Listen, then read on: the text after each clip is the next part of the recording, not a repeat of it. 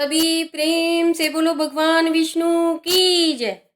प्रिय श्रोताओं, आप सभी का हमारे YouTube चैनल त्योहार गाइड पर स्वागत है। इस वीडियो में हम आपको कार्तिक मास का महात्म्य सुनाने जा रहे हैं।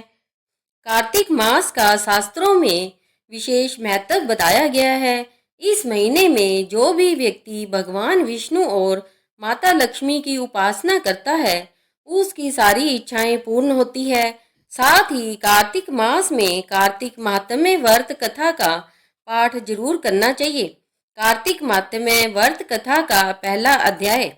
श्री सूत जी बोले, जब देव ऋषि नारद श्री कृष्ण चंद्र जी से मंत्रणा कर कर चले गए तब हर्ष से गदगद होकर सत्यभामा ने अपने पति श्री कृष्ण चंद्र जी से कहा, हे स्वामिन, मैं धन्य हूँ, मेरा सफल जीवन धन्य है। मैं अपने को कृतकृत्य समझती हूँ। मेरे जन्मदाता वे माता पिता भी धन्य हैं, क्योंकि उन्होंने निसंदेह त्रिलोक्य सुंदरी मुझ सत्यभामा को जन्म दिया है। इस सुंदरता का ही प्रभाव है कि आपकी 16,000 स्त्रियों के रहते हुए भी मैं आपको विशेष प्रिय हूँ। केवल इसी के लिए मैंने कल्प वृक्ष के साथ आदि पुरुष आपको विधि पूर्वक संकल्प कर नारद के लिए उस समय समर्पित कर दिया था, जब संसार के लोग कल्प वृक्ष का नाम तक नहीं जानते थे। वही कल्प वृक्ष उस समय से मेरे आंगन में लगा हुआ है।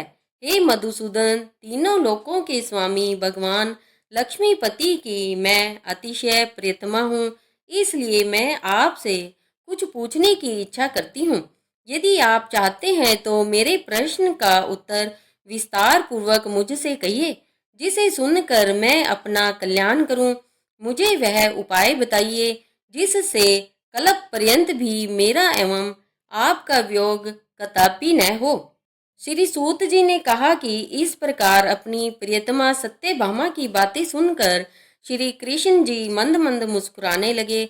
सत्यभामा का हाथ अपने हाथ में लेकर हास प्रयास के साथ कल्प वृक्ष के नीचे पहुंचे और उस स्थान से सब सेवकों को हटा दिया। सत्यभामा की ओर देखकर हंसे, साथ ही पूछा कि क्या वह उपाय सुनोगी। सत्यभामा भगवान के इस अनुराग को देखकर संतुष्ट और पुलकित हो गई और श्री कृष्ण चंद्र जी भी सत्यभामा को देखकर गदगद हो गए। श्री भगवान ने कहा कि हे देवी, वास्तव में इन 16,000 स्त्रियों के रहते हुए भी तुम मुझे प्राणों के तुल्य प्यारी हो। तुम्हारे लिए तुम्हारी कल्प वृक्ष वाली जिद रखने के लिए देवताओं के साथ इंद्र से भी लड़ गया था।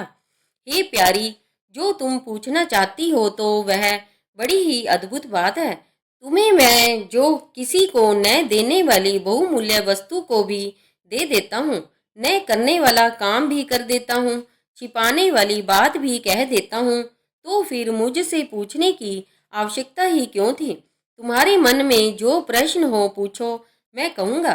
सत्यभामा ने कहा, हे नाथ, मैंने पूर्व जन्म में कौन सा दान व्रत अथवा तपस्या की थी जिसके प्रभाव से मैं संसार में पैदा होकर भी संसार की बाधाओं से मुक्त हूँ और आपकी अर्धांगिनी हूँ। सर्वदा गरुड़ पर सवारी करती हूँ।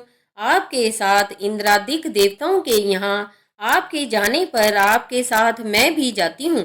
यही मैं पूछती हूँ कि मैंने उस जन्म में कौन सा शुभ कर्म किया है, पूर्व जन्म में मैं कौन थी, मेरा कैसा स्वभाव था और मैं किसकी पुत्री थी।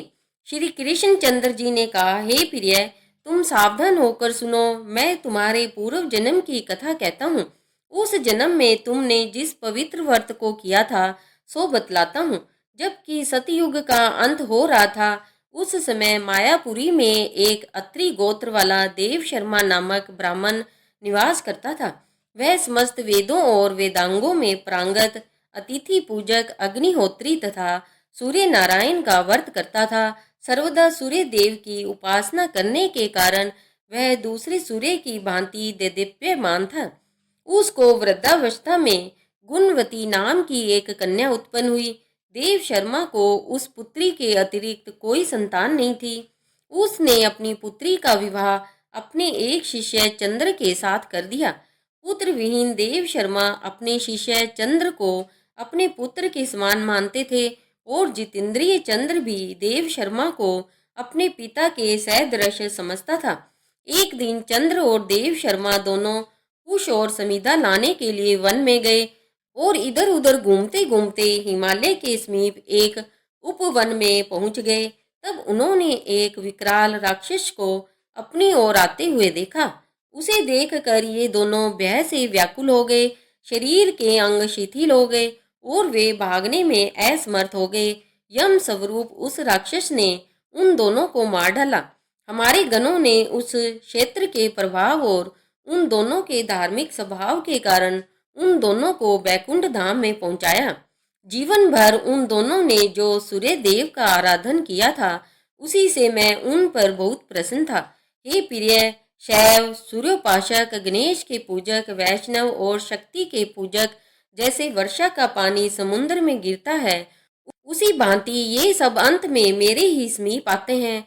अकेला मैं ही नाम और क्रिया के भेद से 5 रूपों में विभक्त हूँ। जैसे किसी का नाम देवदत्त है, वही देवदत्त किसी का बाप है, किसी का पुत्र है, किसी का भाई है और किसी का भतीजा है, लेकिन वास्तव में यह देवदत्त एक ही है। अस्तु, सूर्य के समान तेजस्वी वे दोनों मेरे बैकुंठ में आकर रहने लगे। विमान पर यात्रा करते थे, उनका मेरे समान रूप था। वे मेरे ही समीप रहते थे और उनके शरीर में दिव्य चंदन लगा रहता था। कार्तिक माहात्म्य का पहला अध्याय समाप्त हुआ। अगली वीडियो में हम कार्तिक मास के दूसरे अध्याय का वर्णन करेंगे, जिसे आप अवश्य सुनना।